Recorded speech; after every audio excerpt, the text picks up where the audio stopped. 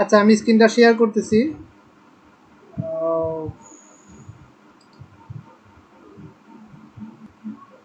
আচ্ছা আমরা গত ক্লাসে এটা আলোচনা করছিলাম। আজিম অবশ্যই গত ক্লাসটা দেখতে হবে।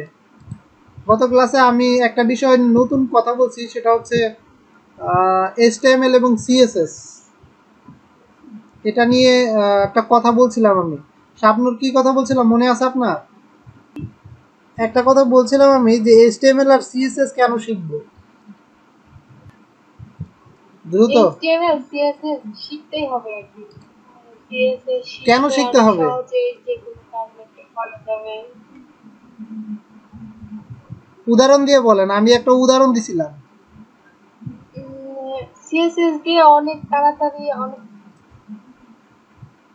উদাহরণ বলতে কোনো কিছু একটা যদি আপনি রিমুভ করতে চাই তাহলে ইনস্ট্যাক্ট চলে যাবে ওইটা আর থিমে খুঁজতে হবে না। হ্যাঁ, ভেরি গুড ভেরি গুড। বুঝতে পারছি আপনি মনোযোগী ছিলেন। তারপরে গত ক্লাসটা ভিডিওটা যদি আরেকবার রিভিউ করতেন তাহলে আরো সুন্দর করে বলতে পারতেন। আচ্ছা যাই হোক, দুজনকে রিকমেন্ড করবো অবশ্যই দেখতে গত ক্লাসটা।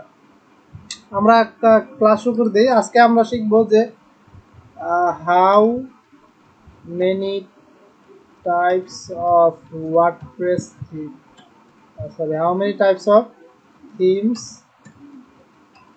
আর অ্যাভেলেবল ইন ওয়ার্ডপ্রেস। মানে এই ওয়ার্ডপ্রেস সিএমএস এ এই ওয়ার্ডপ্রেস সফটওয়্যারটির মধ্যে কয় ধরনের থিমস বিদ্যমান আছে, অ্যাভেলেবল আছে, এটা আমরা শিখব এবং জানবো। আমরা অনেক ধরনের থিম আছে, অনেক টাইপ অফ থিমস অ্যাভেলেবল আছে ওয়ার্ডপ্রেসের মধ্যে। তার মধ্যে আমি সবগুলো তো বলবো না, সবগুলোকে দুইটা অংশে ভাগ করছি। অনেকগুলো আছে। যেমন আমরা যদি প্রিমিয়াম ওয়ার্ডপ্রেস থিম, যেখানে আমাদের সকল প্রিমিয়াম থিম পাওয়া যায়, সেখানে যদি যাই তাহলে দেখবো, আমরা বিস্তারিত দেখতে পাবো। এই যে এখানে যদি আমরা আসি, এই যে ওয়ার্ডপ্রেস এখানে দেখতে পাচ্ছি ব্লগ বা ম্যাগাজিন থিম বা depress theme, corporate, creative, directory listing, e commerce, education, Elementor, entertainment, অনেক ধরনের থিম আছে। প্রত্যেকটা কাজের জন্য, প্রত্যেকটা ক্যাটাগরির জন্য থিম বিদ্যমান, অ্যাভেলেবল আছে। আপনি বিজনেসের জন্য ওয়েবসাইট তৈরি করবেন, বিজনেস থিম।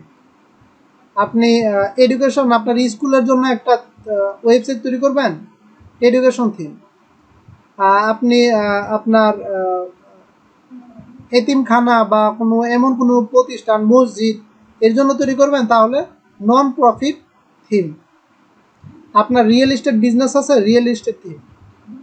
আপনি কোনো বিয়ের আয়োজনের জন্য একটা ওয়েবসাইট তৈরি করবেন, তাহলে ওয়েডিং থিম। সো অনেক থিম আছে, বাট আমি এই থিমগুলোকে আলাদাভাবে ভাগ করতে চাচ্ছি না। মানে আপনি যদি কাউন্ট করেন যে এই একটা, দুইটা, তিনটা, চারটা, পাঁচটা, এভাবে কাউন্ট করেন, তাহলে আনলিমিটেড, শেষ হবে না। সো এই জন্য আমি এগুলোকে একটা ক্যাটাগরি ধরে নিছি, আর বাকিগুলোকে একটা ক্যাটাগরি। এখন কোনগুলো সেই ক্যাটাগরি সেটা আমি বলে দিচ্ছি। একটা হচ্ছে মাল্টি পারপোজ থিম, এটা হচ্ছে একটা। আর দ্বিতীয় হচ্ছে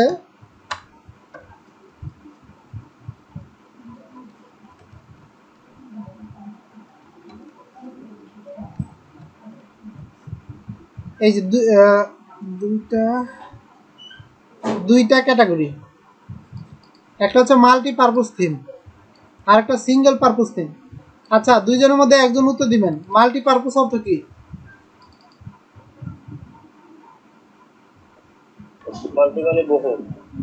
মাল্টি পারপোজ মানে হ্যাঁ, আর আর সিঙ্গেল পারপোজ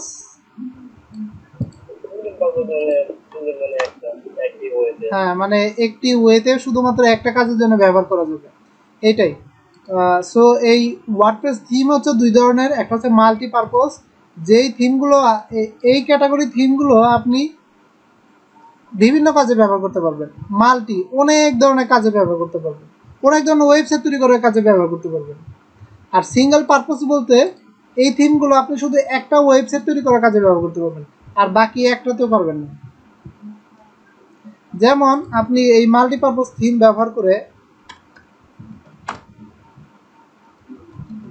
বিজনেসের জন্য বিজনেস ওয়েবসাইট তৈরি করতে পারবেন। থিম একটা হবে বাট ওয়েবসাইট তৈরি করবেন বিভিন্ন ধরনের, এডুকেশন ওয়েবসাইট তৈরি করতে পারবেন, তারপরে ই কমার্স তৈরি করতে পারবেন, তারপরে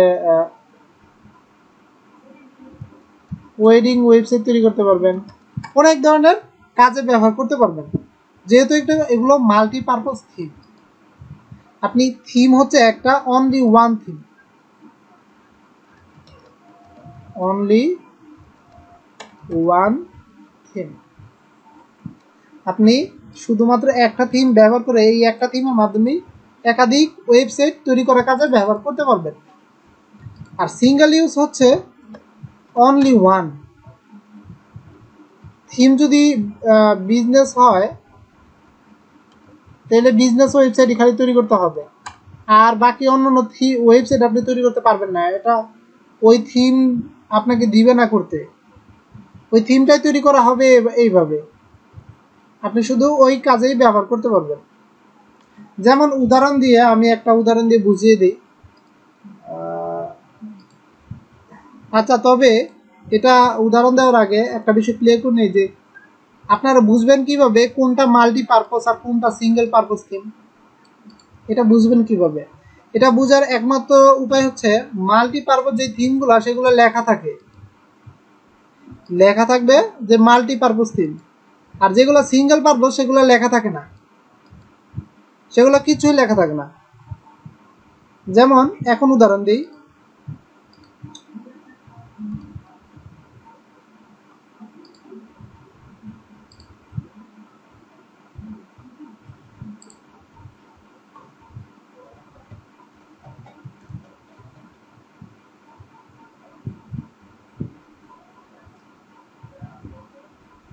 এই যে আমরা এখানে আসলাম, এখানে যে ইগুলো আছে যেমন আমরা এই যে এটা করি, এটা ইউজ করি।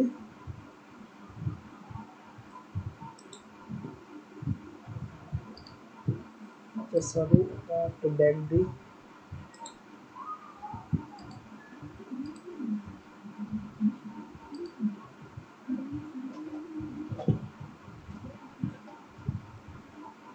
এই যে এখানে খেয়াল করেন উডমার্ট, এটা কি লেখা আছে? মাল্টিপারপোজ ই কমার্স থিম। মাল্টিপারপোজ মানে কি? একাধিক কাজে আপনি ব্যবহার করতে পারবেন, যেটা কিন্তু আমি যেখানে বলে দিছি একাধিক কাজে ব্যবহার করতে পারবেন। তবে এখানে তারা পাশে আরেকটা বিষয় লিখে দিছে, ই কমার্স মানে আপনি ই কমার্স ওয়েবসাইট তৈরি করার কাজে ব্যবহার করতে পারবেন, সেটা বিভিন্ন ধরনের ই কমার্সের ক্ষেত্রে।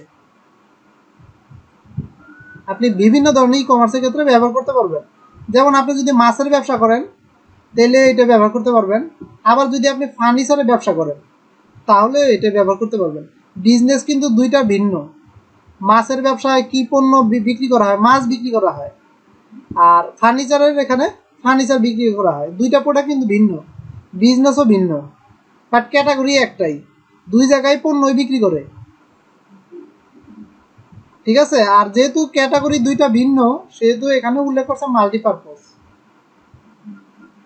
তবে এটাকে সিঙ্গেল পারপোজ হিসেবে ধরে নিতে পারেন, কারণ প্রোডাক্ট যেহেতু একটাই, দুই জায়গায় যেহেতু আপনি পণ্যই বিক্রি করবেন সেহেতু এটা শুধু ই কমার্স ওয়েবসাইট তৈরি করার কাজেই ব্যবহার করতে পারবেন। এটা ব্যবহার করে ম্যাগাজিন ওয়েবসাইট তৈরি করা যাবে না।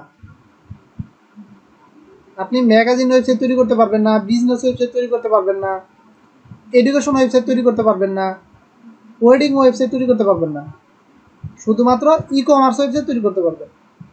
এটা হচ্ছে সিঙ্গেল পারপোজ থিম। এই যে আমরা যদি এখানে আসি, এই যে এখানে দেখেন সুন্দর সুন্দর ডিজাইন দিয়ে দিছে, প্রত্যেকটা ডিজাইনে কিন্তু পণ্যই দেখা যায়।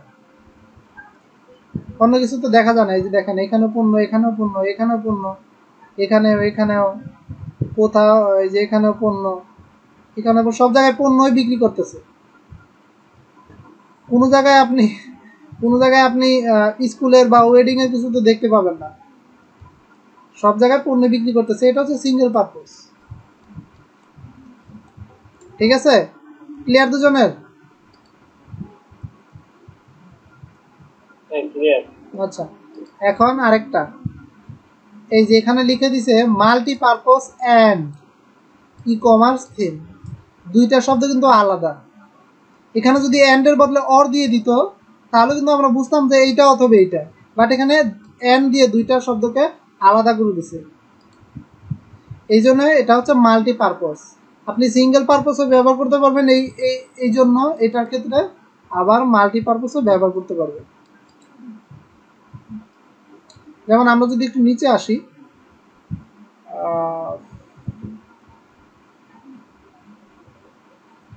আচ্ছা নিচে না, আমরা এটা ডিজাইন দেখি। এটা রেডিমেড কিছু ডিজাইন আছে, দেখার জন্য আমরা এই যে এখানে ক্লিক করবো যে লাইভ প্রিভিউ। যে এই থিমটা ব্যবহার করে আমরা কি কি ওয়েবসাইট তৈরি করতে পারবো, যেহেতু এখানে বলেই দিছে মাল্টিপারপোজ, সেহেতু আমরা দেখি এখানে।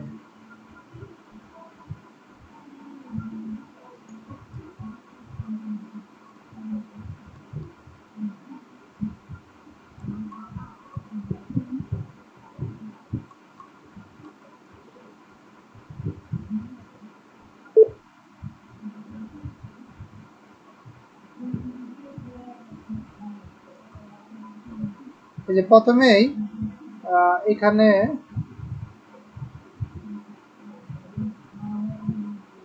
ই কমার্সের ডিজাইন দেখিয়ে দিছে। এই যে ই কমার্সের প্রোডাক্ট, এখানেও ই কমার্স, এখানে ই কমার্সের পণ্য, আমরা পণ্য বিক্রি করবো। তাহলে এটা একটা হচ্ছে সিঙ্গেল। এখানে আমি একটা বিজনেস পেয়ে গেলাম যে এখানে পণ্য বিক্রি করার কাজে এই থিমটা ব্যবহার করা যাবে। আচ্ছা, আর নিচে আসি,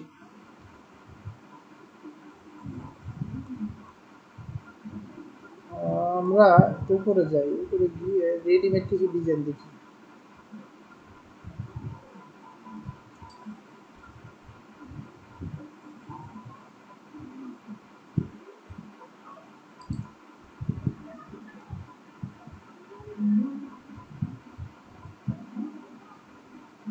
এই যে এখানে দেখতে পাচ্ছি প্রথমে কি লেখা আছে বিজনেস। আপনি বিজনেসের কাজে এটা ব্যবহার করতে পারবেন। তারপরে বাকিগুলো কি দেওয়া আছে সব, মানে আপনার ই কমার্স ওয়েবসাইট, মানে পণ্য বিক্রি করার কাজে এই থিমটা ব্যবহার করতে পারবেন। দুইটা ক্যাটাগরি আমরা পেয়ে গেলাম। তারপর নিচে আরেকটা আছে ক্যাটাগরি কর্পোরেট,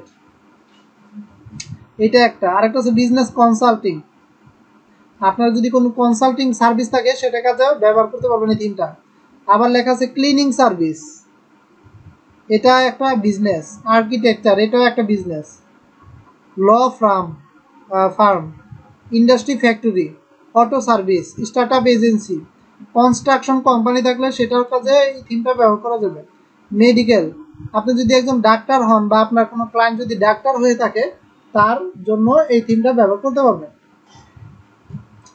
তো অনেকগুলো কিন্তু পেয়ে গেলাম। তার মানে কি, তার মানে এটা হচ্ছে মাল্টিপারপোজ, আপনি একাধিক ওয়েবসাইট তৈরি করার কাজে ব্যবহার করতে পারবেন। আর এটা হচ্ছে সিঙ্গেল, মানে অনলি ওয়ান ওয়েবসাইট, অনলি একটা বিজনেসের জন্য এটা ব্যবহার করতে পারবেন, আর পারবেন না। আমরা এটা দিয়ে যেমন কনস্ট্রাকশন বা মেডিকেলের জন্য ওয়েবসাইট তৈরি করতে পারবো, এটা দিয়ে পারবো না। এটা দিয়ে শুধু পণ্য বিক্রি করার জন্য এই থিমটা ব্যবহার করতে পারবো। যে কোনো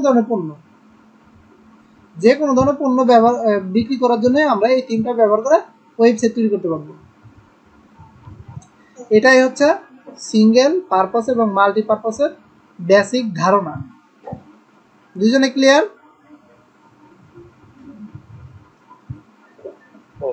ক্লিয়ার। ওকে, আচ্ছা এখন আরেকটা প্রশ্ন আমি উত্তর দিই, সেটা হচ্ছে ক্লায়েন্টের ওয়েবসাইট তৈরি করার জন্য আমরা কোন থিমটা ব্যবহার করব, কোন থিমটা ব্যবহার করলে ভালো হবে? এক কথায় উত্তর হচ্ছে উপরেরটা।